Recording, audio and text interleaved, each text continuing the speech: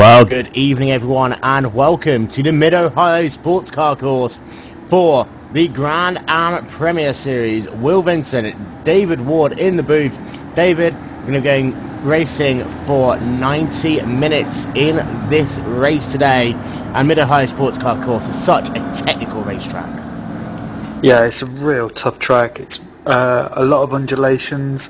Car setup's going to be key here, and especially getting through the traffic, the slower traffic, the Mustangs. As soon as you start going through the twisty section, the DPs are going to be basically sat behind the Mustangs, so it's going to be key for them to get by them before they enter there. Yeah, I'm looking forward to this race. Should be quite good. So very quickly to run through your starting field, you see the pace car there bringing the cars down to turn number 4. They're trying to beat. Blake Townend is your pole position man. The qualifying time 1 minute 15.197. Jack Brucker in second. Matthias Dimitro in third. Matthias Carmogo in fourth. Darryl Sutherland in fifth. Scott Ford in the sixth position. Then Glenn Stedman, Brian Goddard, Andy Kerstoff, Jamie Allen, Frederick Judd, Henrik Manines running at your top 12 in the DPs, and then your 4 Mustang drivers, Dan Rash, Alexander Canto, Ray Myers, and Darren Jump. The pace car bringing the field down Thunder Valley into turn number 10 and 11. We're going to go racing here for 90 minutes of the Mid-Ohio Sports Car Course, round 4 of the Grand Am Premier Series here on Glacier TV, and we are going to be starting this race on the front straightaway, not the back straightaway that those of you who are astute will realise that most of these series do. Pace car is in, the car is coming through the final corner, Blake Townend bringing the field to green flag racing, and we are away here at Mid-Ohio. Yeah, Blake Townsend got a really good start there. Just decided to go as soon as the pace car came in. They're all going through turn number 1, and everyone seems to be taking it nice and easy. And we've got the Mustangs coming from the rear, and Frederick Judd is starting from the pit lane. Yeah, and 2 wide coming through the keyhole, turn number 2 on the racetrack. You see there, Jeremy Allen all the way on the outside line, working on trying to get himself past Henrik Manutzius in this battle, and you see that 2 wide coming down the back straightaway as well, and into turn number 4. Most of the drivers trying to get themselves single file early on. These DPs have got so much grip, and the car likes to kind of like get a little oversteer on the exit of these corners. So overtaking on these cars is going to be a little bit easier than we've seen in some of the other race series. Yeah, they definitely have a lot more grip. There's a nice aero package on these cars, but again, just as they come over the crest, they just start twitching a little bit. They carry a lot of corner speed here, so and the speed difference between these cars and the Mustangs we'll see later on, but they should be catching them within a few laps. And you see that 2 wide coming through the final corner. That is Jeremy Allen trying to work on Jake Donald, having to tuck back in to get the toe coming down in to turn number 1. And we say we'll be racing here for 90 minutes. And what is really important is the fact that the Mustangs are a full 20 seconds slower than the DPs, which means as Jake Donald goes off the racetrack there in car number 16 towards the rear of the field, but he has lost himself a ton of positions after he needs to get himself 3 positions at this race start. All that hard work has been undone. Yeah, it just seems to get a little bit loose into there. I'll have to go back and have a look at that and see exactly what happened. And another car off, and that is Ian Plash in the number 22 machine there. So drivers struggling early on in this race, and it's into those big braking zones, turn number 2 and turn number 4. Yeah, it's a real tricky braking zone because you're carrying so much speed and you've got to get down through the gears. There'll be a 3rd gear entry on there, and then a hard on the power, and then a quick stamp on the brakes, and then back into 2nd. So it's a difficult section, but if you get it wrong, you're going to lose so much time. Out front, Blake Townend is your race leader by 2.7 seconds over Jack Brucker. And this is what I was talking about. The Mustangs are a full 20 seconds slower in qualifying trim than Blake Townend. That translates into the race. Jack went off. Jack went off. He was in second place. He's going down into the keyhole and just got a little bit loose there. So Bruker there, after starting this race, very close to front in second position and riding in that second spot, that is going to be disappointing to him. He's going to have to work his way back through the field as he lost himself 1-2 positions there coming out of the keyhole. But as I was saying, the Mustang's so much slower, and that means that these DPs are going to be right on them every 5 laps or so, and that is going to be really tough for the DPs to try and get around the Mustang traffic. And in many ways, they're thankful that there's only 4 of them in this race. Yeah, normally we see a larger Mustang field, but some of them decided that they might not have wanted to enter this race, only because of the difficult twisty section, and some of the DP drivers can be quite aggressive. So, but the aggression is there because they need to make, up the time, because if you're stuck behind a Mustang, you only can go as fast as a Mustang, and that means that the guy who's chasing you will catch you up very quickly. Battle for the 3rd position there, Jack Bruker looking to the outside of Matthias Camargo coming through the keyhole. He got the braking zone done, they just couldn't keep momentum on that left-hand side, which gave Camargo the position back. Now, as they come back down through the keyhole, his next opportunity to really make a pass will be potentially coming into turn number 8 as China Beach and then the S's. That is pretty much single file all the way through that section of the racetrack. But Bruker is so beautiful here that he's looking down to the right-hand side, but not quite close enough. Yeah, he's absolutely right on and through here. There's another section that you can get them if just over the crest. If you can carry enough speed over, you can have a quick look down the inside, or I'm lost where we are on the track.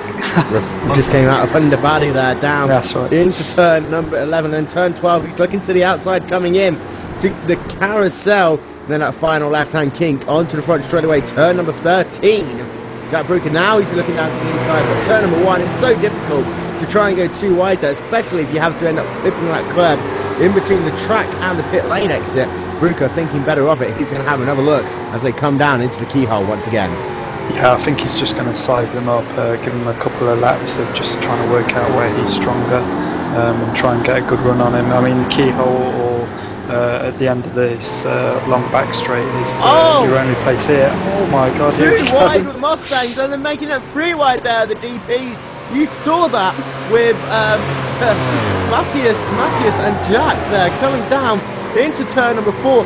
And when the Mustangs decide they want to fight, especially on these far sections of the racetrack, there is very little room left for the DPs. And if all was to go wrong, the DPs would have to slow right down, or almost take to the grass to get past the Mustangs. Yeah, that's that aggression that I was talking about the DPs have, because they can't afford to lose any time getting past the Mustangs. It's not nice, but you know, it's racing, it's multi-class racing, and so 5 laps are scored in the books, but obviously these races are done by time, not by laps. Blake Townend, he's your race leader. As you see there, they're all having to stream past the Mustang down into turn at number 1, and then another one on the exit of turn number 1. That is 2nd, 3rd and 4th position. Matthias D, Matthias C and Jack Bruker, they are your 2nd, 3rd and 4th place drivers. Scott Ford is in 5th, and Henrik Mandzik is rounding out your top 6. But it looks as though Bruker is a lot closer. He's looking to the left-hand side coming through turn at number 3, but he's going to have to make sure he gets a very good run or try to cross over, and he doesn't think about it that time by. And it looks like he is getting held up just a little bit there by Camargo. And all that means, as a bit wiggly, is that Blake Townend's got that gap up to almost 10 seconds over Dimitri. Yeah, Blake's in a class of his own right now, and yeah, Jay Bruker's definitely struggling now. And then you've got Scott Ford right behind him, so we've got a 3-way battle for 4th place here. And one of the things that is always overlooked on these cars is they are very fragile with car-to-car contact. What that means is even if you give your drivers a little bump, quite often that means that you're going to get some severe damage to your body, so your aero body. And when these cars are so aero-dependent, when these cars are so he's got to run a bit wide, he's got to run on him. He can outbrake him into the keyhole now. He's got plenty of room. Yeah, there we go. Yeah. With these cars being so aero-dependent, what it means is that, you know, getting a little bit of damage really upsets the balance of these race cars. Yeah, just the slightest contact on it's like they're made of tinfoil. Any contact with any of the other cars or scenery, and you can pretty much kiss your race goodbye, because you'll be having to come into the pits for a long repair.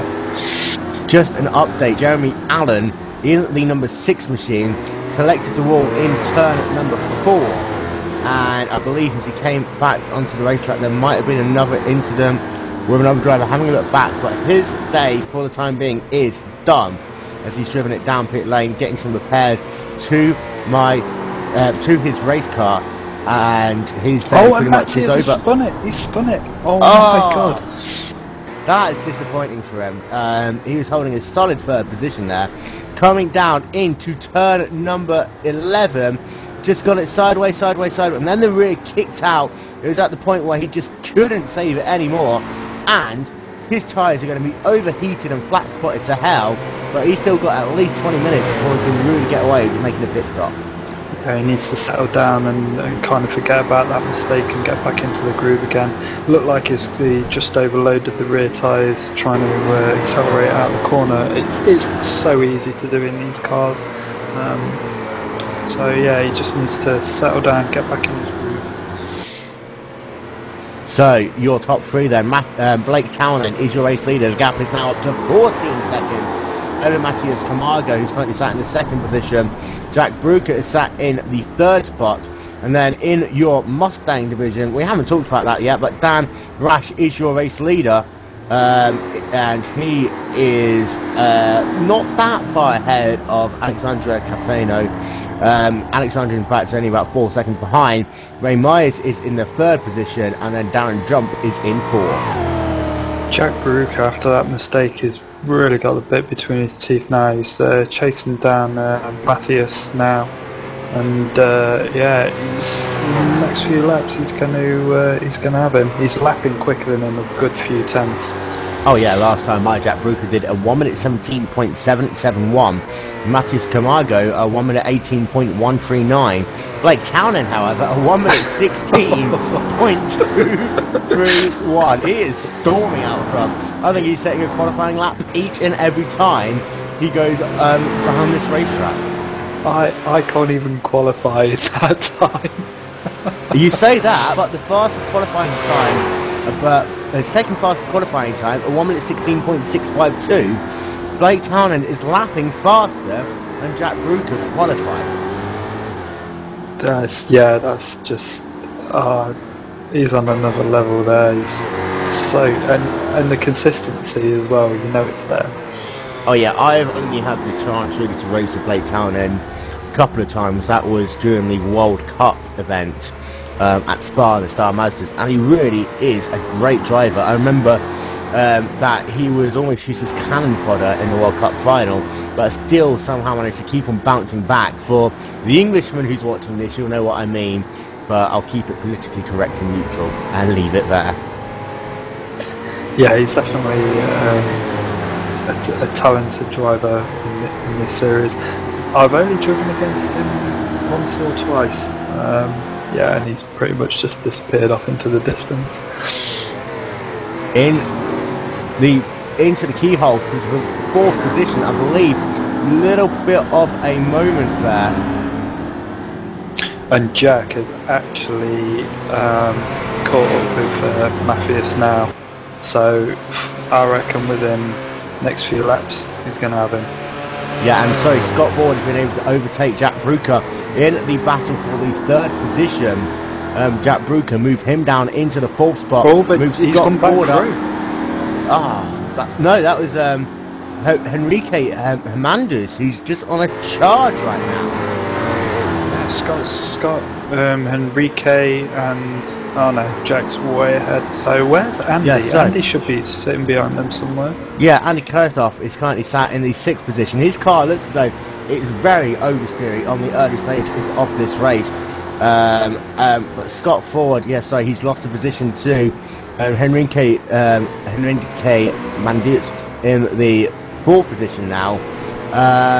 Andy Kay, this is not the kind of speed we normally expect for him. It looks like he's struggling early on in this race, and that car really does look loose into the entrance of the corners. Yeah, he does like his setups quite loose, but that might be also due to the amount of fuel that he's got on the car as well, and then the car might come to him later on through the race.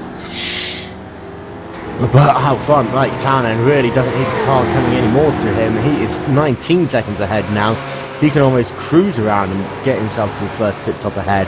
In the Mustang position, Dan Rash is still your race leader.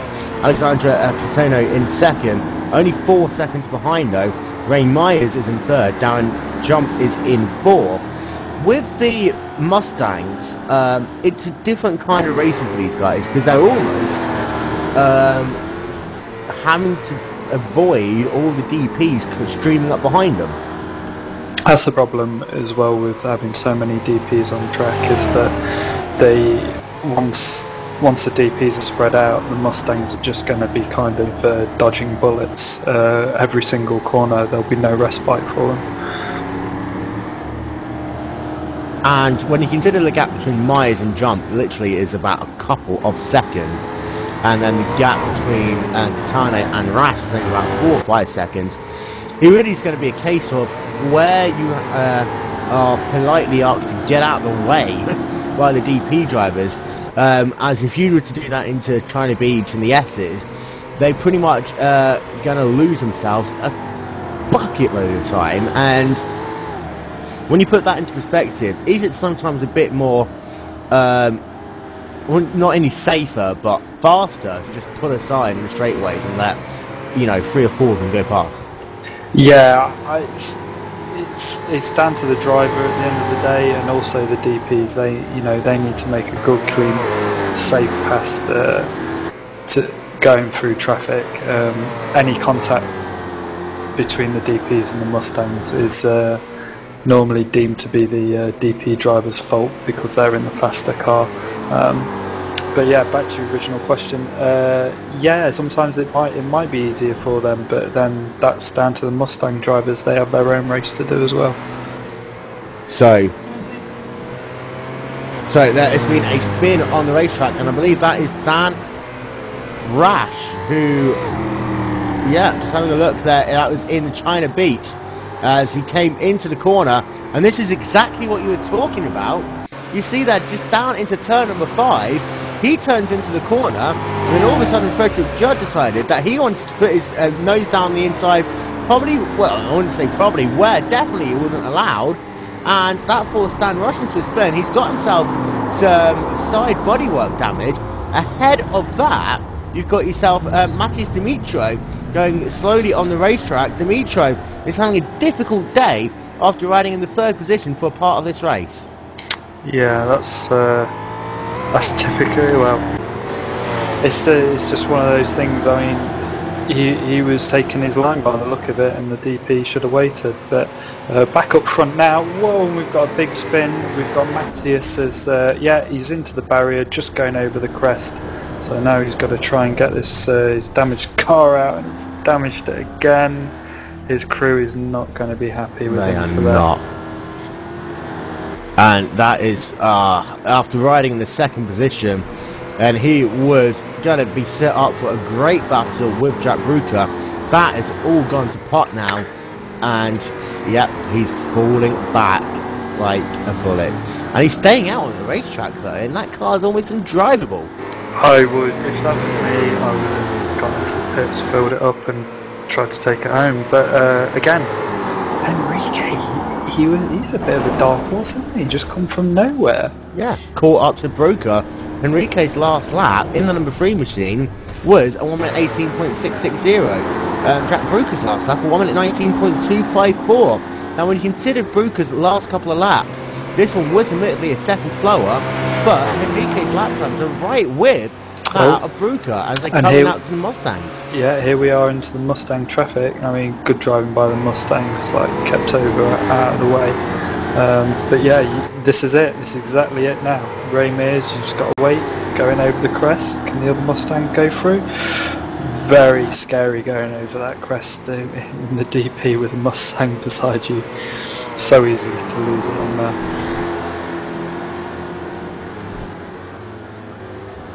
And that Jack Broker there getting through that traffic pretty well, but Enrique managed to do it a little bit better, and he is right on the rear of Jack Broker in the number 4 machine. Just to give you an update on Blake Townend, 28 seconds is the gap between those two drivers. Well, at least his lap times have slowed down a little bit, 17.966, but still quite impressive speed from the Englishman. Having a look further back through the field, we talked about Andy Kane briefly. He is in the number 7 machine. His last lap, 1 minute 20.094, bit off the pace for him, but his lap time in that 1 minute 18 bracket for the most part just looks like he's catching the traffic at bad places. And the battle for the second position, Enrique has managed to get himself ahead of Jack Broker. So, move Enrique into the second position, Jack Broker down into third, and I had to say Enrique is on a charge. His last lap was a 1 minute 20.108. That was with traffic. This time should be a bit faster. I don't think that he's going to have the pace to catch up with Blake, but yeah, it's a little bit too late. He's got a good drive coming out of that carousel. Just pulls another half second there on Jack. And here comes Enrique now. He's just caught that at the perfect point with two Mustangs coming off the corner where the speed differential is going to be the most. And they both managed to just breeze past him there. And those two Mustangs having a fight for position themselves. You see Dan Ratch there trying to get himself back into the race lead, and he's going to try and get the undercut, but just got a bit squirty on exit there. Yeah, this is a perfect opportunity, but I can see that Alexandra is going to come across and defend, but they've got DP traffic coming through now as well, so it's not exactly the ideal time for trying to do a late brake manoeuvre. Oh, that's close there, you see that? Oh, my God, that was poor driving. I just think he caught the curve there, but that's still no excuse. It was a case of, yeah, he just caught the curve. Get out of the way. And, I don't, yeah, that was, and he's 4 laps down as well. That's a difficult bit with Goddard.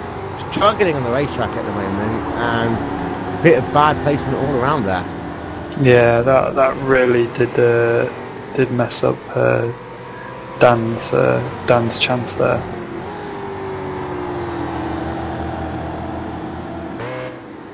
Now he's going to be carrying damage on the side of his car, on the front of the car for that.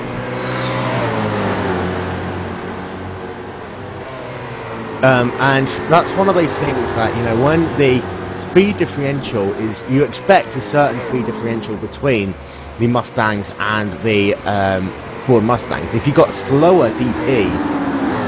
Oh, Jack's just passed Andy for 5th position, so Andy looks like he's really struggling in this car, so he might not have a very good setup as we first thought. Yeah, and that is interesting. I think... Oh, takes him in the back, just trying to outbrake him. Oh no! And it looks as though frustration's is coming into play now. Yeah, I mean, once you've got if you've got a car that you're not happy with, you're going to be kind of overdriving it and heating up the tyres. You outbrake yourself, you push on the corners, and it all. And once you do that on one corner, you do it on another and another and another. He just needs to kind of like settle himself down and just find a happy rhythm. So to run through your top 5, we have got ourselves about 24 minutes shown complete in this race. Blake Townend is your race leader. So Blake Townend is your race leader.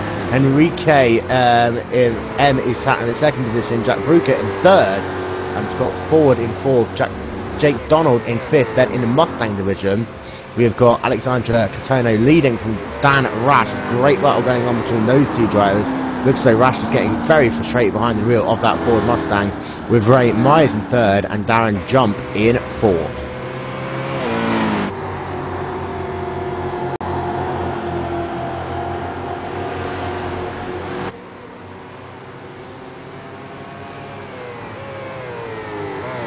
And I'm just going to go back to the DPs momentarily.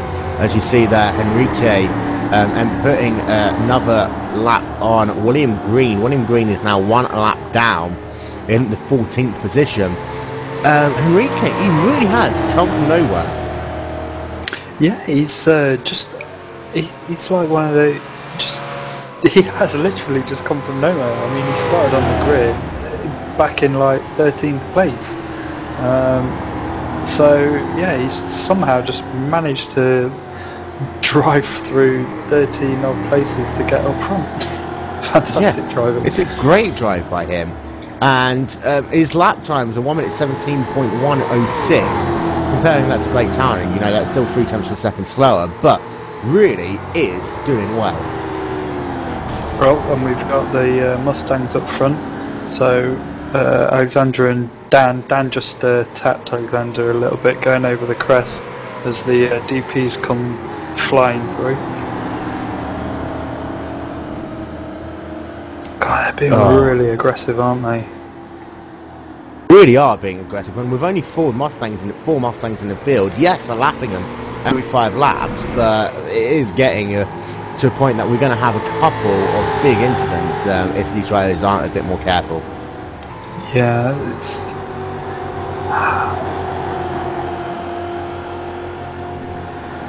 And Dan Rash there in the number 2 machine, he really is hunting down Catano in the battle for the first position. And if you look at the bodywork on that number 2 machine, it really is like that car's been bent in so many different angles, but still is charging, trying to get back to the race lead. And if you look at that left-hand side, really big tyre mark on it, and the front is bent up as well. Yeah, that's from when he drove into the back of the DP after the DP stopped on the apex. And here he is again. He's right behind Alexander. He's a lot better through this section. Might give him a little bump and run. Bristol racing at Ohio. We tried it as well. Yeah. Just as he said it, as we go over the crest, this is where the car gets really light, and there he goes. Sideways, yeah. And with the new tyre model on this Ford Mustang, this is something we haven't talked about. The Mustang got the new tyre model less than a week ago, so these drivers have had to scramble to build new setups. Drifting these cars, as you see there, he does go wide. That Alexander Catano, and if Rash didn't make that drift, he would have been able to get back to the lead. As you see, he's closing right up coming down the front straightaway. But as I was saying, of the old car, it was almost a kind of norm to drift that car out a little bit. Now, if you do that, those tyres heat up very quickly, and you lose a lot of time. Yeah, it's all about the new tyre model is all about being smooth and not sliding as much as possible. Like sliding will slow you down. Not only does it slow you down, but it heats up the tyres, and once those tyres get to a certain point, they just lose so much grip that not only have you lost speed in one corner, you've then lost speed all the way around for the rest of the lap, as you have to try and cool those tyres down by taking it easier, and that makes things a lot more difficult for these Mustangs. And with all of the DPs trying to overtake them at the same time, it's just adding another difficult element in for these Mustang drivers. Something else, you see a bump and run almost there by Rash on Catano. Oh, here we go. This is what I'm talking about, the aggression from the DP drivers. They just want to get by because this is the section where they will lose the most time. Yeah, and that's what we saw earlier on when Rash got that first incident. He had the car just literally dive to the inside of his head. Rash is diving down to the inside. No. He couldn't get the power down. No, and he's almost You can't pass there, not at all. He should have just waited and got the power on. But with the DPs coming up behind them, this is going to hurt. Oh, look at that. They would always went 3 wide there. Big train coming with the DPs, as you see, at the same time. 4 or 5 of them always 3 wide going to the final corner. Oh my word! 3 wide almost. Oh, and then detaching and pushing it Oh into the no! Oh my And God. that is the aggression of the DPs there in full force, and that is disappointing. And I believe that is Andy Kiristov in the Riley just pushing. There's no other way of saying it. I have to be frank and honest there, pushing Catano off the racetrack, and that is hugely disappointing. And then Kiristov just driving off the racetrack into the tyre barriers at 140 miles an hour. That's just absolutely ridiculous. This is exactly what I was talking about with the DPs, just trying to muscle their way through, and now that's completely ruined his race. And you have Matthias Demetrio off the racetrack again. He scored 2 laps down. Oh, and here we go again. It's just Dan's had contact with one of the other DPs. Who's trying to dive bomb him. That's Frederick Judd. Yeah, and let's not forget it was Judd who caused the first contact incident with Dan Rush early on. And you see how big a wide berth Dan Rush did when you see that the replay coming down the front straightaway. I mean, you can't even put that down to netcode. I'm sorry, he just pulled out too early, and for Kiristov, it just looked as though he just mistimed that, but there's still no excuse for that. At the end of the day, you know the speed differential between the Mustangs. You see there, Judd off the racetrack at the same time. Kiristov should have been a lot more careful there, as though going 3 wide the DPs, as we've not talked about this, but the Mustangs, when you have 3 or 4 of them come up behind the Mustang at the same time, then everyone sees an opportunity. And that time, Trevor and Rusko managed to gain a position on Glenn Sidman, and also Andy Kiristov was involved in that mix.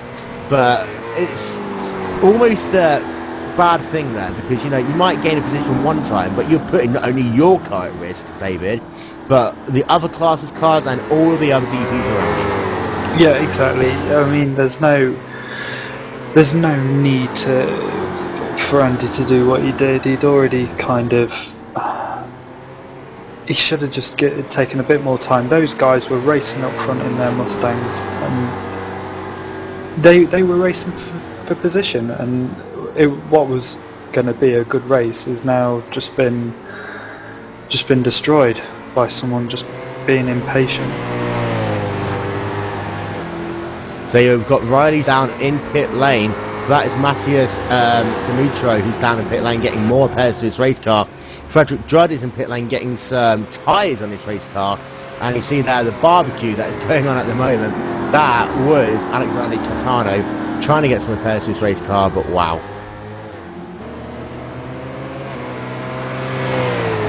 Meanwhile, out front, Blake Townend is still your race leader.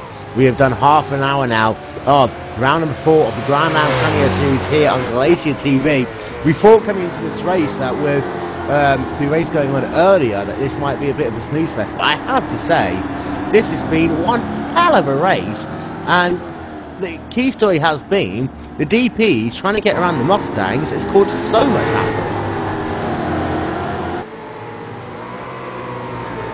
And we're just having a look at the battle between Matthias Camargo, who's in the number 10 machine, and Trevor Andrusko, who's in 7th. Now, the important thing to look at here is that Camargo has got some serious damage to the rear wing of his Riley, and that is not only going to make the car horrible through the corners, but down the straightaways, that number 14 machine is going to be so much faster, as the car is simply more trimmed out and streamlined.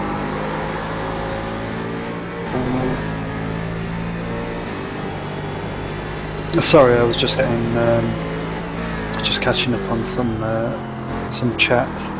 Oh, look at that, Trevor, hey, down in the keyhole. He had the opportunity, but just was, wow, loose there, and that cost him the momentum for this lap. But it looks as though that number 14 machine of Trevor Andrusko is really trying to get up into the 6th position. Matthias Camargo is on literally recovery drive now. In that number 10 machine, he's going to try and get some repairs once they come into the pit window, but it's that point that you've got to salvage that car for a good half an hour, as is the point with Camargo. And it's unfortunate to say that. Moving back to the Ford Mustangs quickly. Alexandra Catano is out. Sorry, Scott Ford's just done a half spin, and that's let Jack Donald? Jack Donald Yeah, through, Jake Donald. yeah. Jake Donald is now up into the 4th position.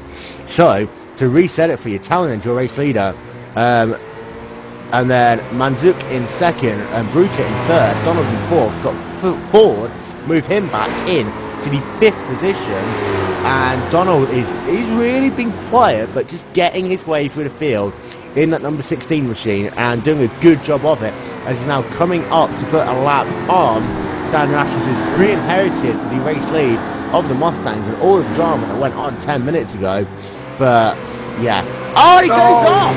No! And he's just going to have to try and avoid the tyre buyers. He's beached in the grass there, and he's quit. Out. What the hell? I think he must have broken his suspension. No. I have no idea. It's not as if he blew up with an engine, because I'm having a look. No smoke came out of the car. Just clipped the curb, went off the track, and yeah, it just looks as though the suspension must have broken on it, because it just brought it to a stop and game over. No, you can't put your suspension in that section. It's not. Let's have a look.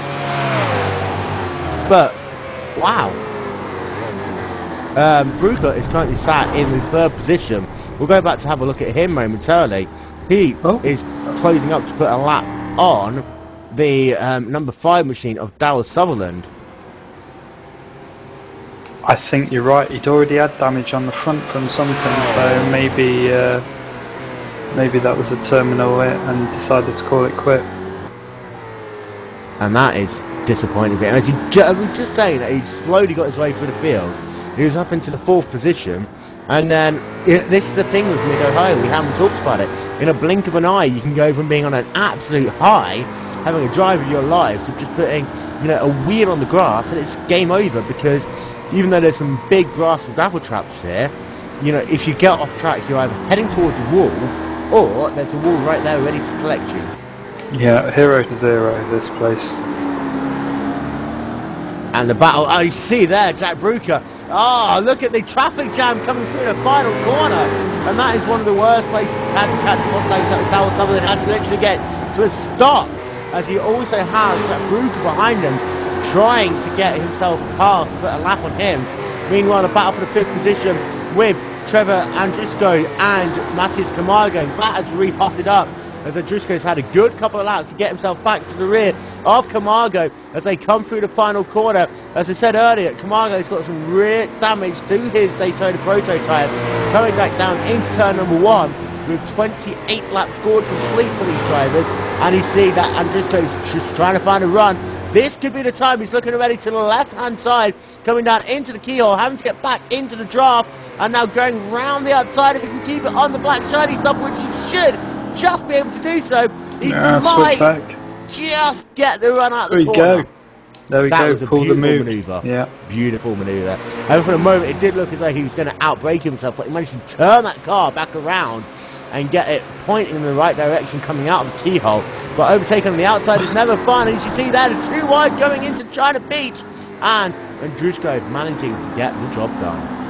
I thought he was going to come back for the switchback then. And who's that? That's Blake Townsend behind them, coming up to lap 4th place.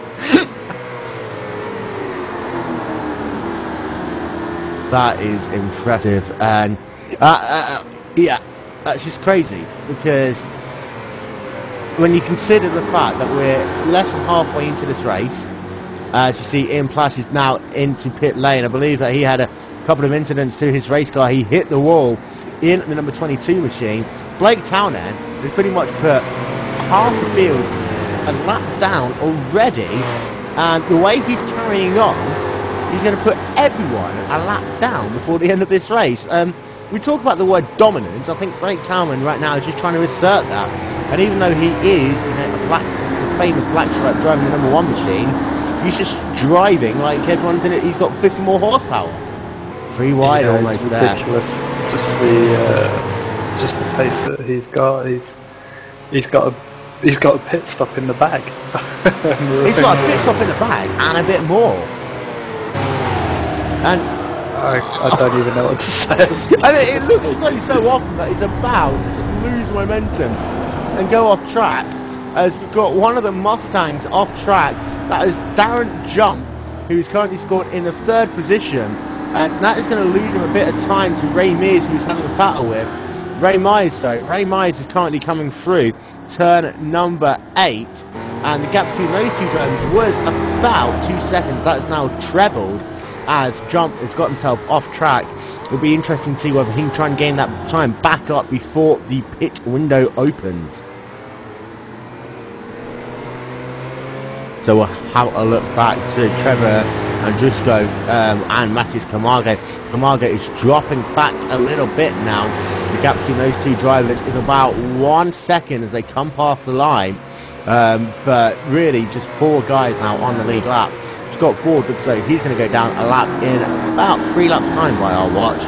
But when you consider the fact that Bruker, you know, is the only guy who at the start of the race could challenge, and now Mandutsk is the only guy that's in the same time zone as Townend, he's still lapping a full second faster lap almost.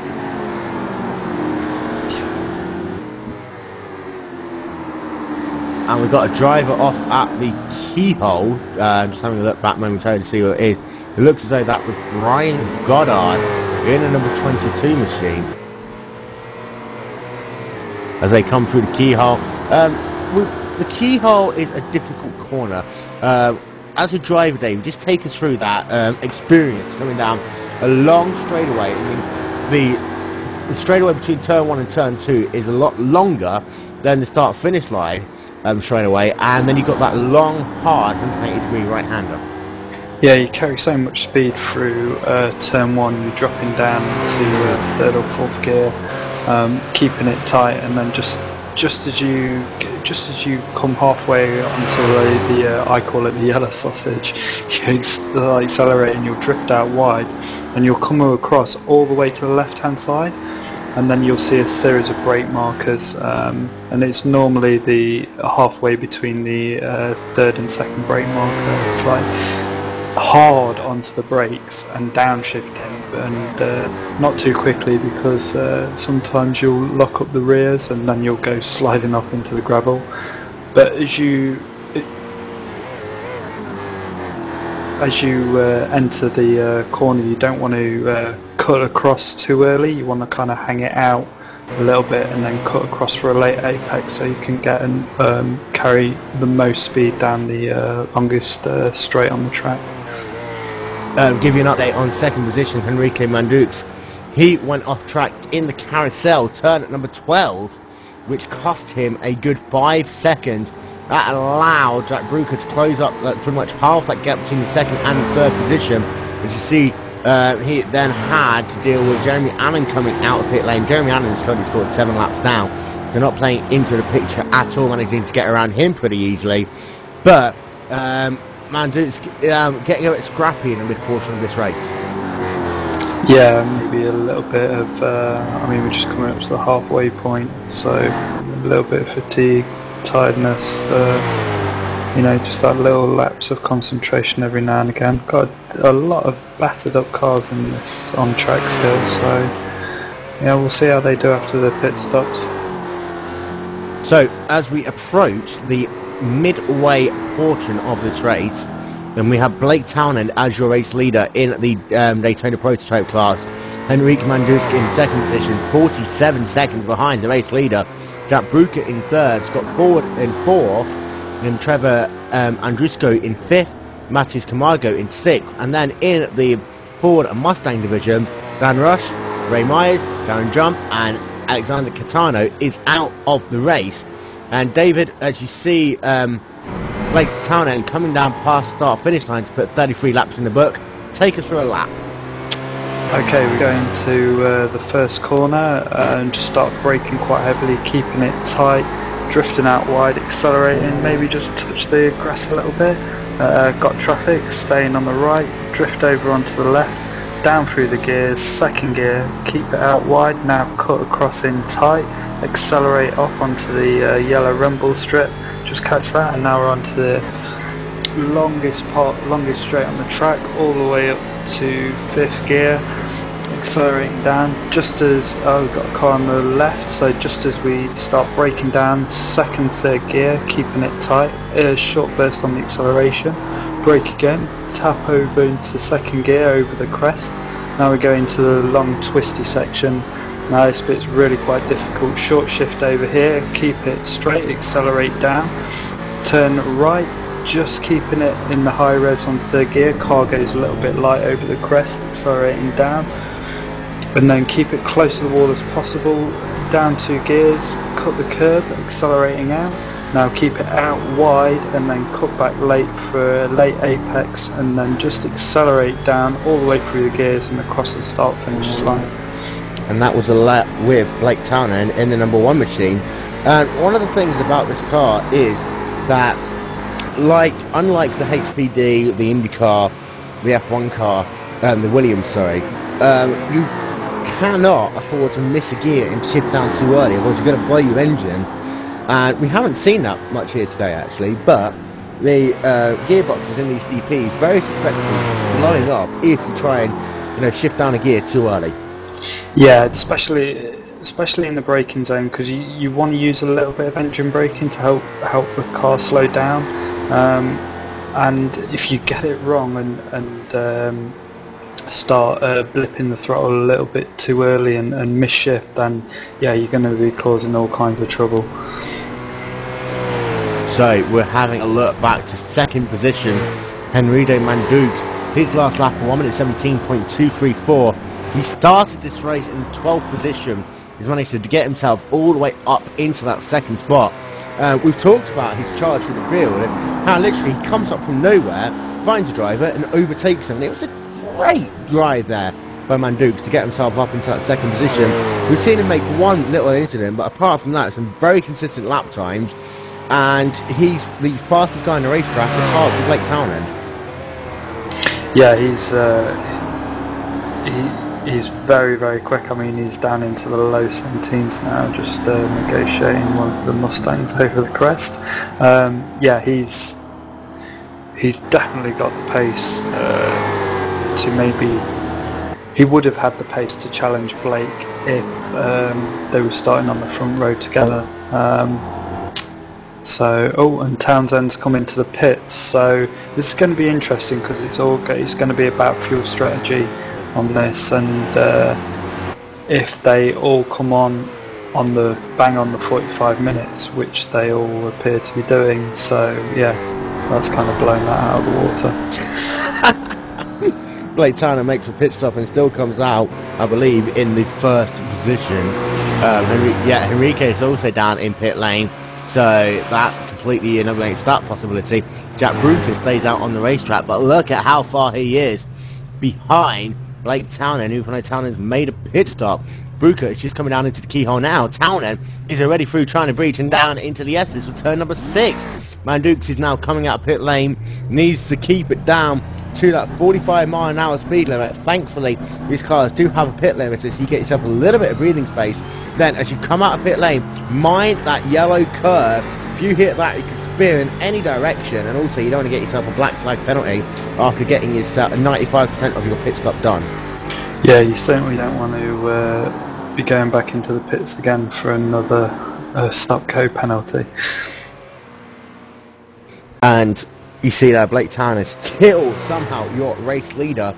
Jack Bruker, he's currently sat in the still sat in the 3rd position, coming underneath the Westwood Insurance Bridge on Thunder Valley down into turn number 11, just scraping the wall a little bit there. That was very close to him.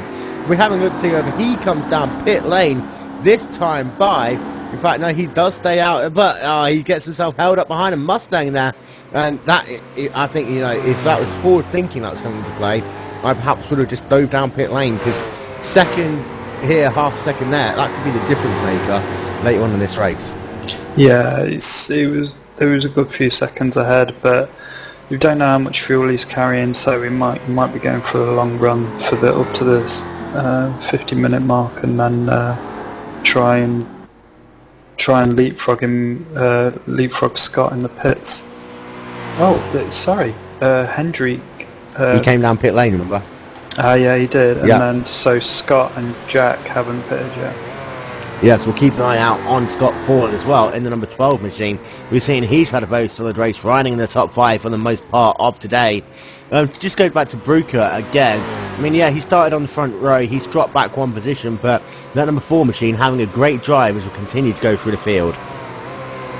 Yeah, he had a little bit of a mess up at a little bit of an off-track excursion, but yeah, he's got a consistency there. He's not overdriving the car, and I think he just wants to bring it home. I mean, he's got 3rd place pretty much in the bag, and again, he just carries on for another lap. So I think he's got the long fuel run in mind. Scott Ford in the number 12 machine. He started this race a little bit further back in the 6th position, moved his way up into the 3rd spot. That'll probably be a net 4th overall. He's got a car in the wall. That is William Green in the number 20 machine. We're going back to Scott Ford. He say he will probably end up with a net 4th position after this pit stop sequence has sorted itself out. Scott Ford's fastest lap of the race is a 1 minute 18.237. He's been pushing on late into his fuel run. He did a lap of 1 minute 18.7, 1 minute 18.6. Before his last lap, we got held up a little bit by a Mustang, but good driving there by Scott Ford. Yeah, great drive by him. I only saw him have one little half spin, and he should definitely be able to get fourth place without too much trouble. Darren Jump is down pit lane, as is William Green, recovering from his off-track excursion. Looking at 5th position on the racetrack, Trevor Andrusko momentarily. Andrusko, we saw him charge his way through the field from 13th position to get up into that 5th position. And he had a great battle with Matthias Camargo, which ended up with him being able to get past and a pretty sizable distance ahead now. Yeah, Matthias is on a charge, mate. I mean, the only trouble is if Scott and Jack stay out for a little bit. If he ends up fighting with Scott for that 3rd position, that could give Jack the chance to leapfrog him. So we're keeping an eye out on Jack Bruker in the number 4 machine. See whether he's actually going to make that turn down pit road at any point soon. Currently mid-portion of the way through lap number 49. We are over halfway through the 4th round of the Grand Am Premier Series here on Glacier TV with Will Vinton and David Ward in the booth. Story of this race so far has been complete and utter domination by Blake Townend in the number 1 machine. And 4 races into the series. June is a very busy month for these cars. They're racing again at Road America in 2 weeks' time. A week after that, they're at Watkins Glen. And then a week after that, they're at Indianapolis. So 3 races with the 2 hours of Watkins Glen coming up in the space of 4 weeks, David. Yeah, these guys are going to be really on it through the next couple of weeks. Tough series to be in, but a rewarding one if you can come away with some good results. Yeah, and one of the things with that as well is, let's not forget, we've got 2 different championships in 4th. You've got the standard Grand Am Premier Series Championship, and you've also got the North American Endurance Challenge, which Watkins Glen comes into play on that as well. So that'll be very interesting to see how those drivers react to that. Watkins Glen, that'll be on June the 24th as always. All those races will be live in high definition on Glacier TV. Oh, sorry, Frederick Judd there, just spinning in the number 18 machine coming down Thunder Valley. He managed to get through okay there, none of the other drivers getting caught up in it. But Frederick Judd, he was doing a great job early on in this race, but a little bit later on, he just started spinning that race car, and he's now in the wars. Yeah, those tyres, he didn't hit anything, but those tyres are going to be completely shot. Again, he just went over the crest, and the thing is about these cars, if you don't have the setup, if you have the setup a little bit too stiff, the car gets light, and it's so easy to spin up and end up sideways. Yep, always is the case with some of these drivers, and you've got to be very careful just to make sure that you don't spin those tyres coming onto the throttle. And that's one of the things, these cars got so much horsepower that if you just put the power down a little bit too early, you are going to be pointing in the wrong direction, and it's almost controlled aggression, I always like to think about when driving this car. Yeah, it has changed a little bit from how it used to be. It used to be a drift car pretty much, but now they've sorted out a few of the issues with it. It's you definitely can't slide it anymore. Oh yeah, completely. And I have to say, good driving by all of these drivers.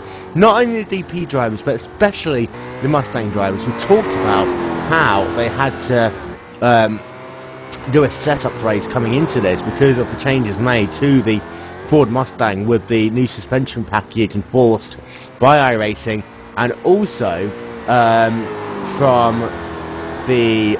what am I talking about? Yeah, also from the tyre package that was introduced as well. So great job there by the Ford Mustangs, just by being able to get themselves up to speed so quickly in what is one of the most technically demanding racetracks for setting up a car, with all the undulation changes, the fast straightaways and the tricky corners. Jack Bruker currently sat in the second position.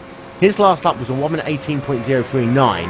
The lap before that he did was a 1 minute 17.889. Now, looking further back, Matthias Dimitro is currently sat in third, 1 minute 18.8. What we really need to look at is going to be, Henriquez Mandux. We did a 1 minute 17.4.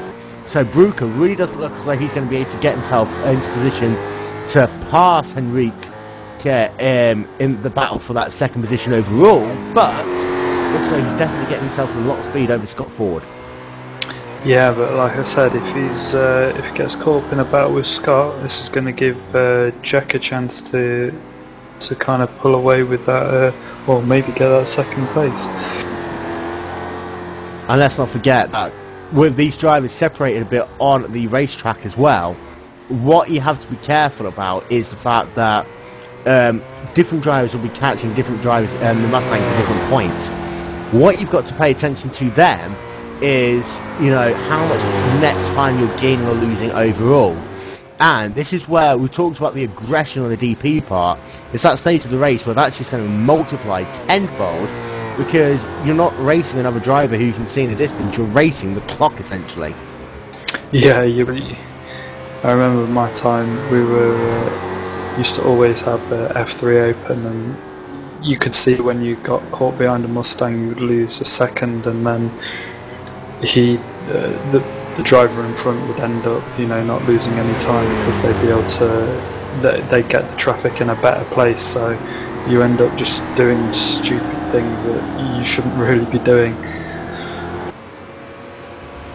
So your race leader is pretty much led, in fact no, he has led every lap here today. That is Blake Townend in the number one machine. Looking quickly at Henrique Mandux again. Henrique by Scott, didn't even bother defending, so I think Scott was just, let him go. So that's given Henrique a clear track. Clear track pretty much, and to chase down Jack, and what's Jack? He should be coming in about now, surely. Surely, yeah. I mean, his last lap was a 1 minute 19.6, so a lot slower for him that last time by, caught up in traffic. But he really did need Scott Ford and Henrique Mandux to battle it out for at least 5 laps. He's going to have any chance of getting back into contention. What really is, especially as well, Scott Ford hasn't made a pit stop yet. So on old tyres, he would have really been able to defend that position and almost help Bruker out by, you know, slowing down Mandux. But my God, Mandux is doing a good job at the moment. This last lap, 1 minute 17.861. Second fastest guy on the racetrack. It's going to be a case of, as soon as Jack Bruker comes into pit lane, he pretty much is going to get that position, that second position, lost. Yeah, well, we'll see when Jack comes in. It should be around about now. I'm thinking the hour mark is usually about right. So, to run through your... So, very quickly, the number 15 machine of Glenn Sidman, he had a moment coming through the China Beach section of the racetrack, turns 4, 5 and 6. Just spinning the car, he's managed to get himself back on track Having a look, he's not looking as though he's got too much damage to that race car, but those tyres really are going to be heated up. And meanwhile, having a look through the field, we are waiting for the moment to see whether Jack Bruker's going to come down pit lane, Scott Ford's going to come down pit lane, and neither of those drivers have taken pit road yet again, as we are pretty much at the hour mark now of this race. Yeah, this has been a long race for these guys. It's so difficult to keep your concentration when you're out there on your own. I'm not sure how Blake's doing it. He must just be hot lapping. And I have to say, looking back to Blake Town, and we haven't really talked about him too much because, you know, he's 40 seconds ahead of Jack Bruker, who hasn't made a pit stop. So that is just crazy stuff. But Blake Townend, he's at that point now that in about 15 laps time, he's going to overtake Enrico Manduke. So not only are we going to be looking at the clock to see, you know, how much longer we've got in this race, but whether Blake Townend's got enough time to put a lap on everyone on the field. I think maybe that's what Blake's aiming for, really. That's his target, is just to lap the whole field. After that, he can pretty much just coast around. And if you are Blake Town and you are, you know, so much faster than yourself, than everyone else in the field, how do you motivate yourself, you know, to keep that concentration up? Because we've seen so many times before that you don't want to just cruise around, because if you're not racing with full concentration, you're so much more prone to make mistakes. You can do a number of things. Sometimes, in the past, I've just put on this to keep my concentration up. I put the split on, or try and oh no, and Enrique's just went off at the keyhole. Yeah, and he's lost himself a ton of time. Yeah. In fact, it looks as though he just locked the brake up because he was braking at the right point, very close to hitting the wall there, having to drive all the way the long way around the racetrack. That's cost him about 4 seconds there. And you know what that does? That allows Scott Ford to go get right behind him momentarily, but has also putting Blake Townend into sight distance of him. In fact, as they come through the trying to beat section of the racetrack, Blake Townend can just catch a glimpse of him on the exit of the corner. So it's getting close, guys, and Jack Bruker, he's still staying out on the racetrack, as is Scott Ford. It's it's crazy. It just looked like he locked up a brake and decided to let it run on and didn't want to risk turning it in and trying to gather up a half spin. And Scott Ford stayed out as well, yet again. So we are an hour into round 4 of the Grand Am Premier Series here on Glacier TV, with Bill Vincent, David Ward and your commentators for this event. A big thank you to everyone at Glacier TV, not only for all the work that they do for the Premier Series and the World Tour events, but also to the shiny new overlay package they have brought for this race. You might have seen it in action over this weekend as we've introduced it, but hopefully a lot more features that you'll be able to see to bring action even closer to you at home. So things like car classes, a lot more defined, driver speeds and placing on the racetrack, gaps are more up to date, and also as well a bit of information about the drivers for this series, you know, just giving you a bit of an insight into their car class and their safety rating as well. So we're hoping that you're enjoying it, and we hope that Glacier TV does everything it can for you to promote this, the Grand Am Premier Series.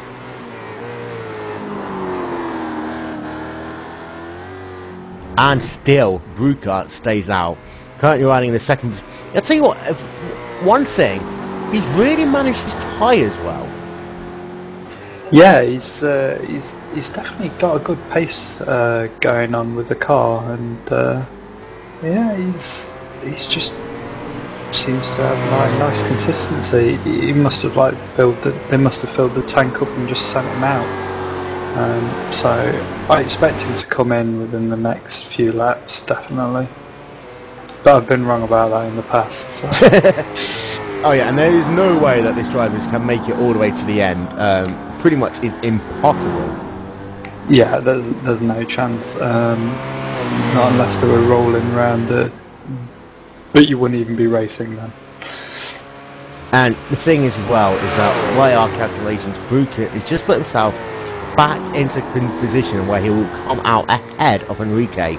Now, if we were to judge Enrique's pit stop, it was, I'm just having a look through the figures to try and get to it, a 1 minute 46 and a 1 minute 23. So his in-lap was a 1 minute 23, and then his pits time and out-lap a 1 minute 46. Now Bruker's is going to be a lot quicker because he's having to take so much less fuel, and that is going to be what's vital here, because staying out for another half an hour, pretty much in comparison to Enrique, what that means is he's having to put a lot less fuel into the car, so his pit stop will be determined by the tyres going on, not the fuel going in. Yeah, tyres are pretty much free in this series, so in the sense that you might as well pit and fuel up at the same time.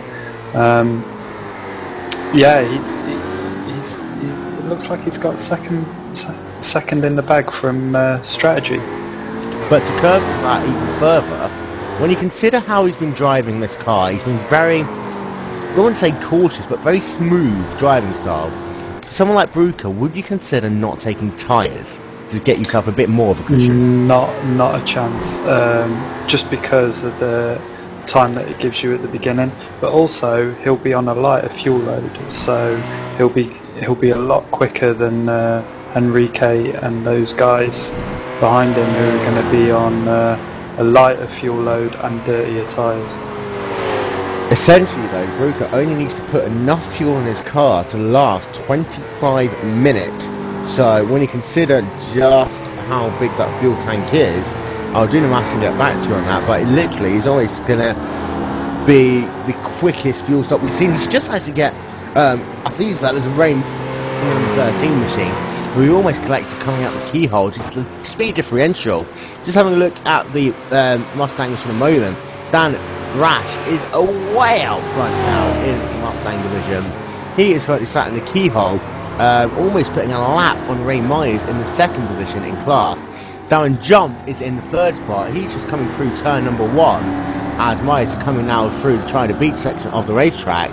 And then our retiree in the Mustang class was Alexandre Catano, who was unfortunately taken out in a huge mess of DPs and Mustangs that all decided to come together, and Andy Kerstoff ended up just putting him off the road. Yeah, an unfortunate event for Alexander when Andy just tapped him in the rear, but it's I wouldn't be very happy about that. But moving on, we've got Jack is still out pounding out laps, which is still surprising me. How he must be on vapors by now.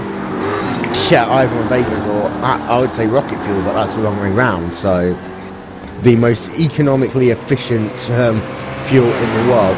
Just to go very quickly back to the Catano Kerstoff incident, I know that Andy K did apologise, and I know that's not the sort of racing thing that he'd like to do. I'm sure that was just a mind blip of everything going on around him, but still disappointing for Catano.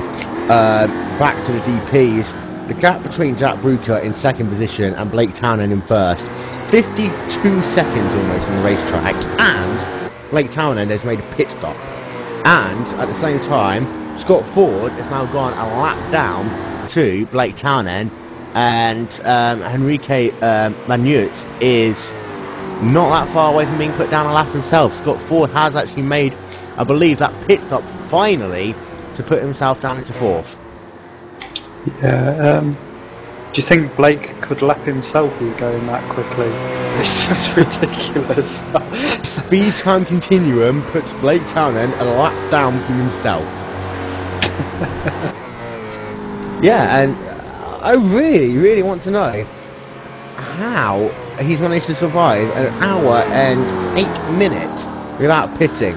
I mean, first of all, he must be really good at managing his fuel, but his tyres must literally be almost down to the cords now. Yeah, he is running pretty much a second slower than Henrique though, so yeah, unless he needs to pit soon. I'm sure he needs to pit soon. Yeah, and what happens now is that it puts Bruker back into that window where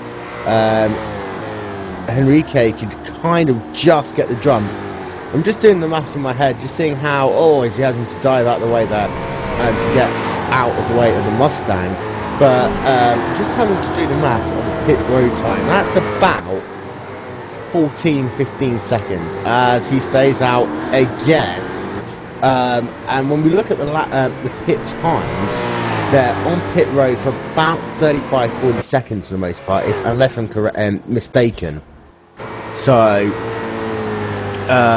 divide that. It's going to be close. It's getting more and more, however, into Henrique's favour every lap he stays out. But Bruca has the opportunity to turn that back around once he does come out of pit lane. And I think, while it's a bit of mind games going on here, because Henrique could charge now, but when Bruca comes out of pit lane, he'll be the one with the fresh rubber. And he could just be trying to get Henrique to push over the edge now so that later on Bruca can return the favour. As we're now down to 2 cars in the lead lap. Henrique's gone past, been passed by Blake Townend, and that leaves just Bruca on the lead lap. This is absolutely... Blake's just walked away with this phenomenal drive from him.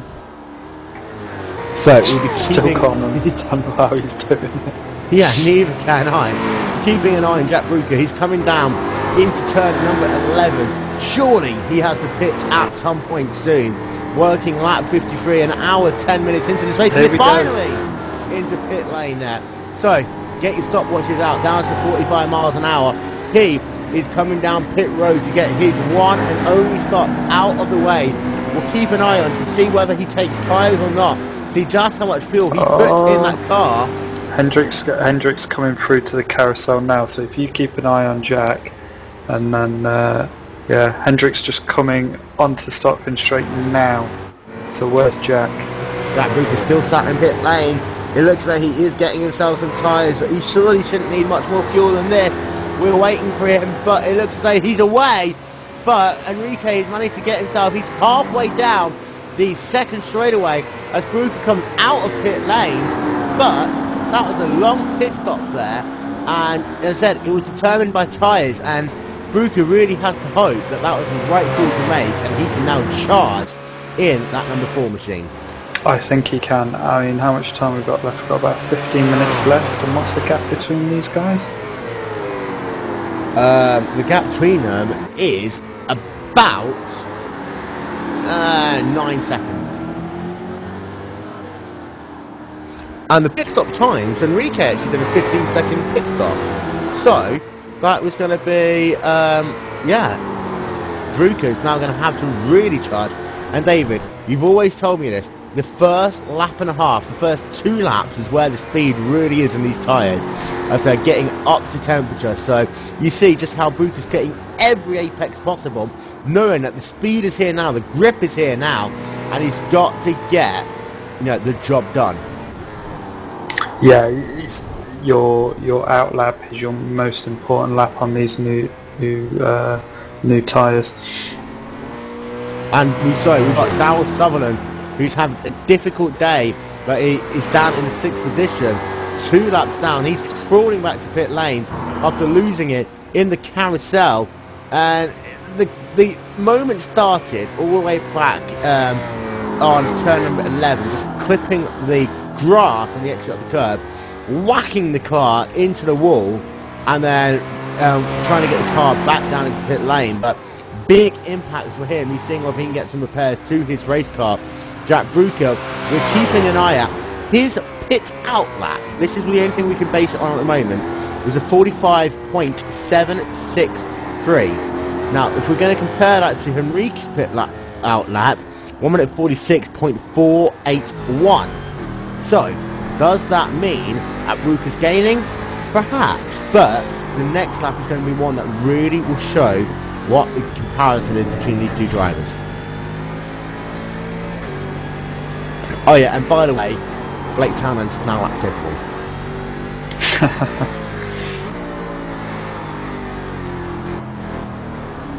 Oh, Bruca getting held up dramatically there by the Mustang, coming out the final corner and almost going to the grass there.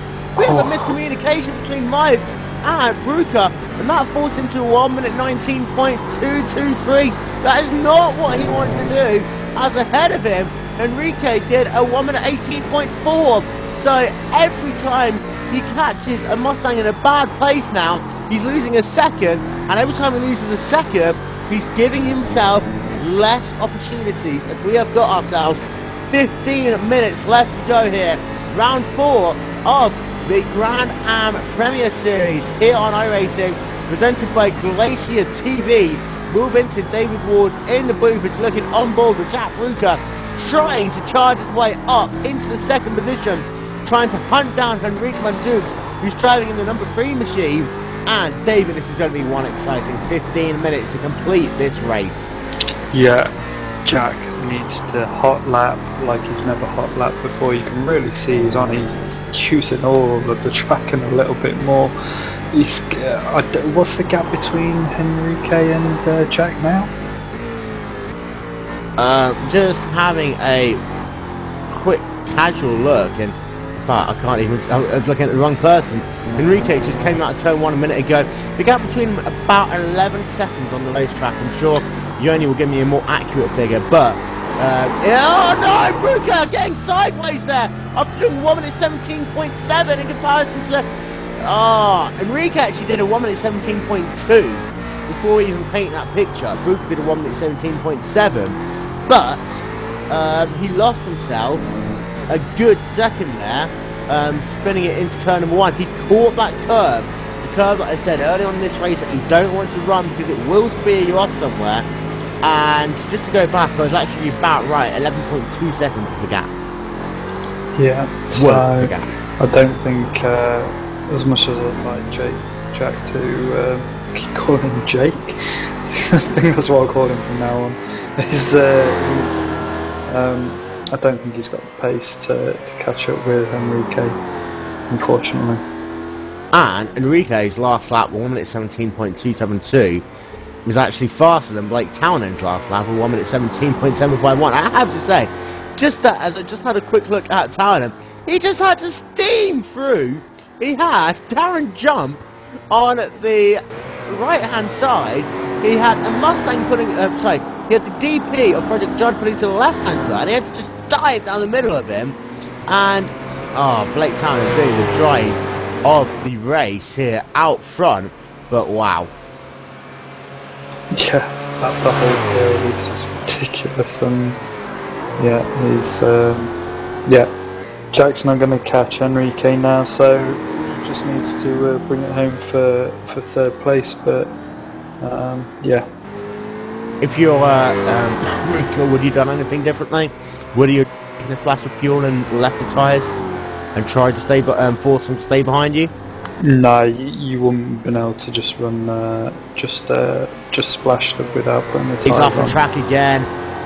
This is bad, because what this is doing is he's allowing Scott Ward to start closing that gap. Yeah, Ford is a way back on this racetrack. In fact, he's a long way back. But Brooke doesn't want to put it into the wall. And every time he goes off track, we know just how slippery the glass is on this racecourse. And Mid-Ohio is known. The second you get off the racetrack, you are heading towards the wall. Even though if there is a big patch of grass in between the track and the wall, chances are you're going to be approaching that tyre barrier at a rapid rate of knots.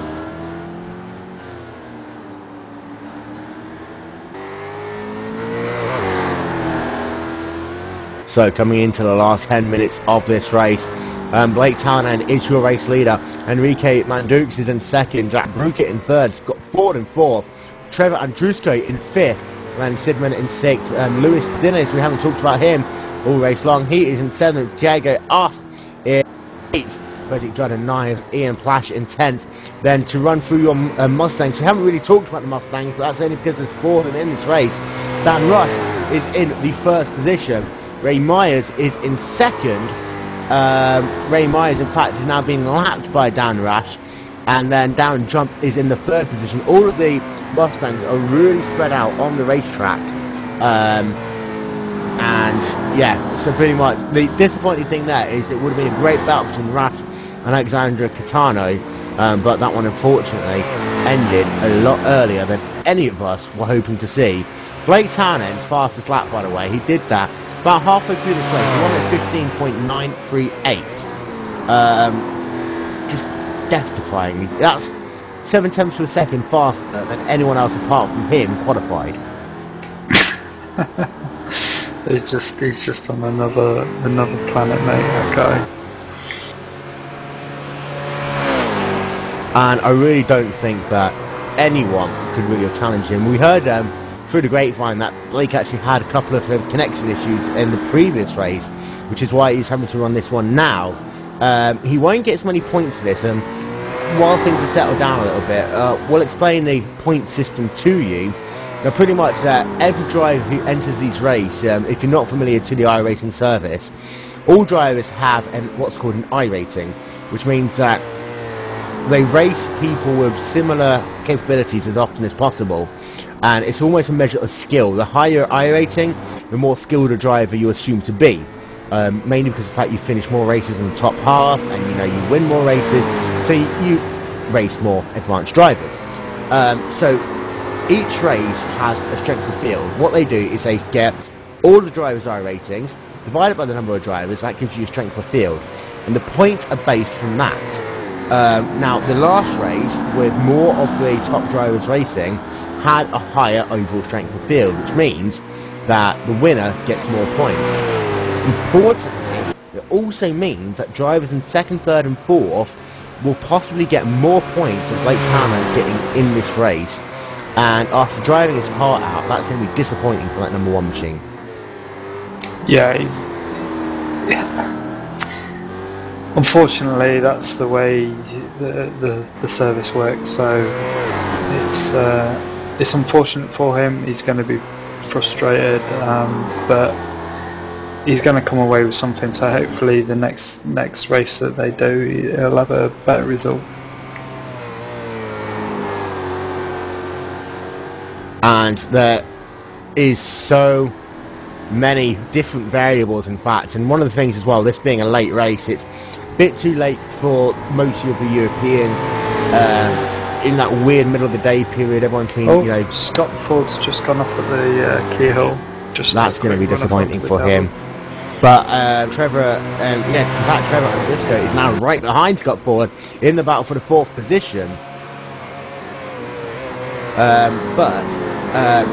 Yeah, the way the splits worked earlier, it normally is a 4 PM race, which we'll be trying to show you in 2 weeks' time.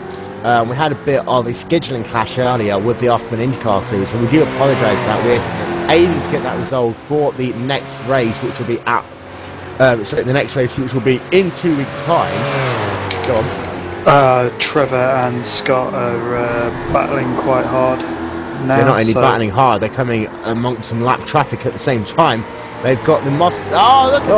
Oh, I tell you what, if Andrisco went into that corner with the same level of diver bombatinity as Scott Ford did, you see that? Oh! They both collect each other!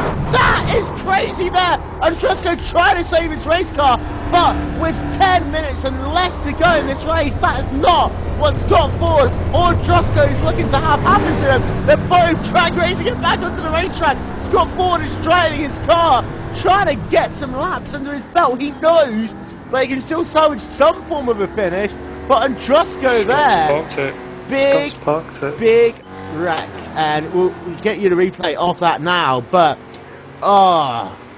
it started back in the it started back in turn number 11 when Scott Ford just dove. Yeah, you saw that. He just dove down the inside of the Mustang of Ray Myers.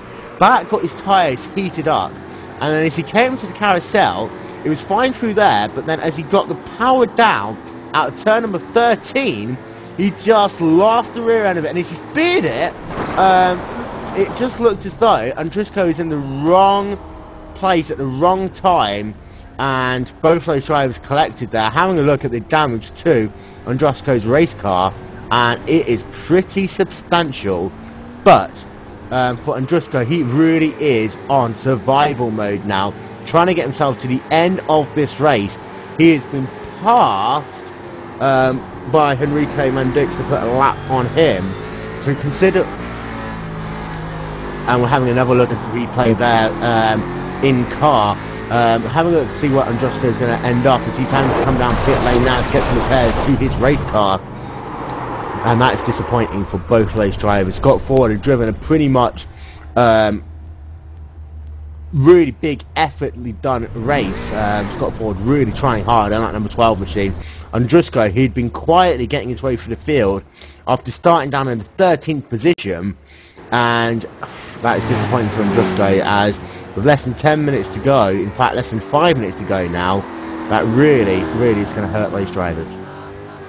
Yeah, that's going to really mess up Trevor, and I think Scott's actually parked it. Can we? Is he done? Yeah, he's done. And Trevor's in the pits now, probably trying to get some repairs done, and then that will give Glenn Sidman 5th place, and if Trevor doesn't get moving soon, he's gonna lose that as well.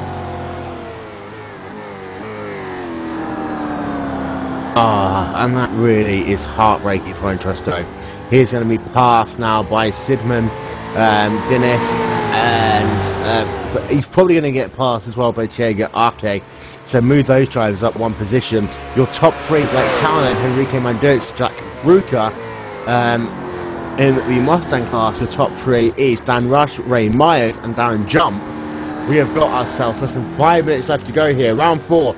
Grand Am Premier Series here on Glacier TV. Will Benson, David Ward in the booth, and that is a disappointing moment for those drivers. Out front, however, Blake Townend is a lap and a quarter ahead of Henrique Mandux in second.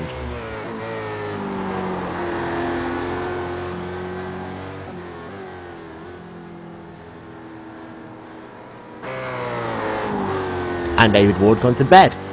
Oh, sorry mate, I was just watching the last bit of the IndyCar. Oh, don't tell me who won.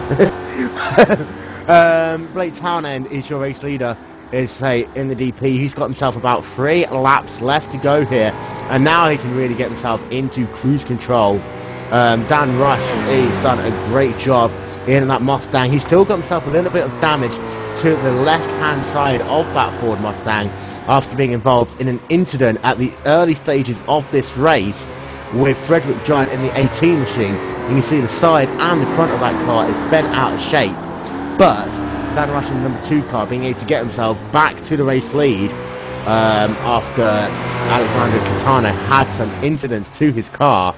But yeah, that number 2 for Mustang did a great job there today. Yeah, fantastic driving by him. Shame that Alexandra couldn't be there, but that's racing, I suppose. Ryan Mears, he's done quite well, just circulating. But Dan, class of 1, I think, same as Blake. Class of 1. I love that phrase.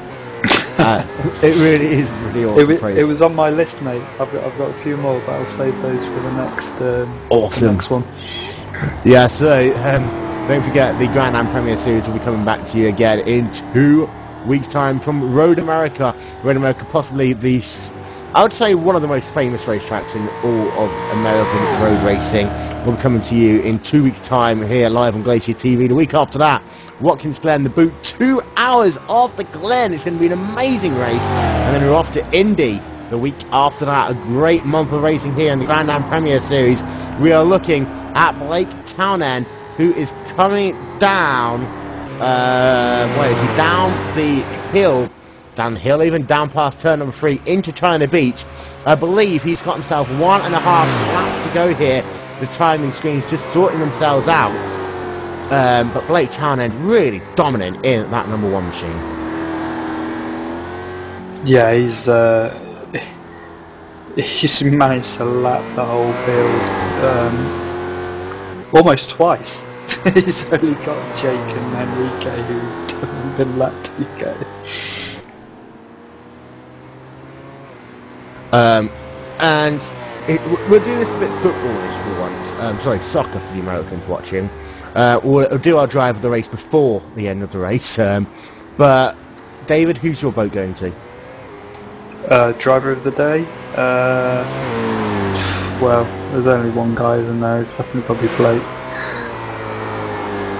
In fact, no, I'm going to take that back. It's going to be Henrique, just because the fact he came from like 13th up to 2nd. Yeah, I'm going to second that. Henrique, great drive. And not only was it a great drive, it was a clean drive as well. You know, all of these passes, none of them were moves that were overly opportunistic, but it was amazing just how he was able to drive behind the driver and just find a way past. When we've seen a number of these DPs especially just struggling to try and make the passes happen here. You see, Blake Townend is on his penultimate lap, if I'm correct. He's got himself a lap and a half left to go here at the Mid-Ohio Sports Car Course, coming down through China Beach at the moment and out into the S's. And in the Mustang division, I have to say, great driving by all of those drivers. Yes, they got themselves pretty spread out at the end, but it's always that thing where you've got to be so careful not to get yourself into too much trouble and just keep your eyes always not only on the road ahead, but looking in your mirrors. Blake Townend comes down, one more lap to go for him, and those Mustang drivers, you know, it's so hard for them to race looking forward in their own battles, while they always have the stuff in their rear with all the DP streaming past them and making some very opportunistic moves. How much time have we got left? We're on the white flag lap this time by. If you paid attention, you know that Blake Townend's got himself about 2/3 of a lap. Sorry mate, I was just watching the IndyCar series. I'll not spoil that for anyone, but they did go racing again. Thank you. So while David Ward doesn't tell me who won the IndyCar race, otherwise he knows that I will go and find a way of destroying his soul, Blake Townend is working his way through down into Thunder Valley for the final time here. Underneath the Westwood Insurance Bridge, he could cut the engine off, cruise home and still win this race. He's a lap and a third ahead of every other driver in this race, coming down into the carousel for the final time. And Blake Townend's going to come out at turn number 13. Get ready to do the wiggles, guys, because Blake Townend wins round 4's Grand Am Premier Series here at the Mid-Ohio Sports Car Course. Fantastic drive by Blake, but another fantastic drive by Henrique, who's just coming through the carousel right now, and he's driver of the day there, just came from 13th place all the way up to 2nd and battled his way through. And then we've got Jack as well in 3rd place, another fantastic drive from him. Unlucky that made one too many mistakes, I think, that cost him that 2nd place. And then we've got Glenn Sidman, who's inherited 4th after Trevor and Scott Ford had a coming together on the start and finish straight. Yeah, with Jack Bruker, I have to question his pit strategy there. So it looked like he was too long on that first set of tyres, which ended up getting a bit too worn out, and that led to a couple of his final off-track incidents, which was possibly the difference maker between himself and Henrique Van Dukes. I think if they could have come out together, it would have been interesting to see whether Bruker could have something to hold off Henrique on what Bruker would have had fresher tyres at that point. Perhaps if he'd come in 15 minutes earlier, that could have been the decision maker. I think staying out until he was on fumes possibly was the wrong choice. So just going to go through the race results momentarily. Blake Townend, your race winner in a time of 1 hour, 30 minutes, 15.058. Henrique Van Dukes a full lap behind in the 2nd position. Yes, that is correct. He finished a lap behind Blake Townend. Let's not take anything away from Van Dukes, though. He did a great drive in 2nd. Jack Bruker, strategy didn't work out for him, but he comes home in 3rd. Glenn Sidman is going to be overjoyed with 4th position after drivers ahead of him had some late race incidents. And then Thiago Arc comes home in... Sorry, Louis Dennis comes home in 5th. Thiago Arc in the 6th position. Frederick Judd in 7th. Ian Plash in 8th. and then Trevor Andrisco comes home in 9th with Scott Ford in 10th. Those drivers are having a great battle until it all went wrong with about 10 minutes left to go. Matthias Demetre, he had a good start to the race, but faded at the midpoint after going off track and getting some damage to his DP in 11th. Darrell Sutherland in 12th, William Green in 13th, and then Brian Goddard in 14th. Looking over to your Mustang division, we have got ourselves Dan Rash, Ray Myers, Darren Jump, and then our cell retirement, Alexandra Catano. And Dave, that was a very good race, I have to say, by all involved. We had a couple of interesting manoeuvres, shall we say, but for the most part, it was very well executed by all. And I think that when you consider the fact that it's a solitary split, so you had less Mustangs, but a bigger gap between the DPs and the Mustangs, everyone really played their part here today. Yeah, everyone had a good race. There was definitely some incidents that could have been avoided, but that's multi-class racing, and because it is a single class and there was so many different levels and skill levels of drivers, has been shown by Blake just lapping the whole field, and the fact that there was 4 Mustangs in this, and you know, once you've got a big group of DPs coming past you in the train, it's going to upset the rhythm of the Mustang drivers.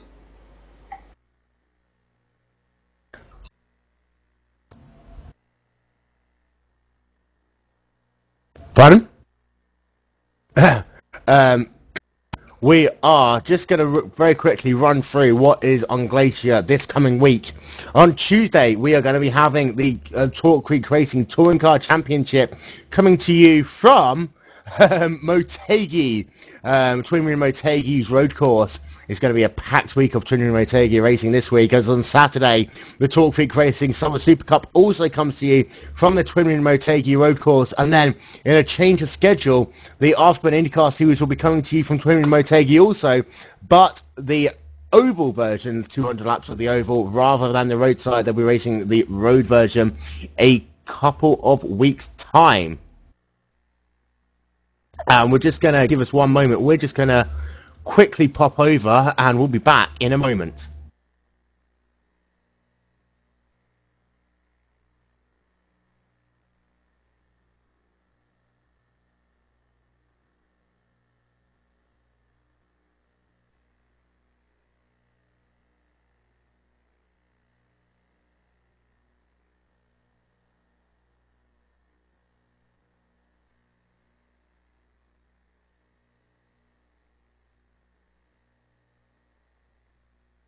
And for those of you that are still watching, welcome back. We have our race winner, Blake Townend in the booth. Blake, a very good race by you, pretty much lapping the entire field. And I believe that you had a couple of connection issues that forced you to have to sit out of the last race, but bounced back and a great victory by you here today. Yeah, thank you very much. And the first race didn't go too well. With 15 minutes to go, got a disconnection, and well, that's put a big gap in the championship. But hopefully I can claw back, hopefully, if my connection issues are resolved. And, I mean, on one hand, you got yourself a great victory here today, but when you think about the overall point standings and the way these point systems work, you really, you know, the win's worth quite a lot to you for yourself, but getting the job done at the previous race, it kind of would have got you more points in that championship battle.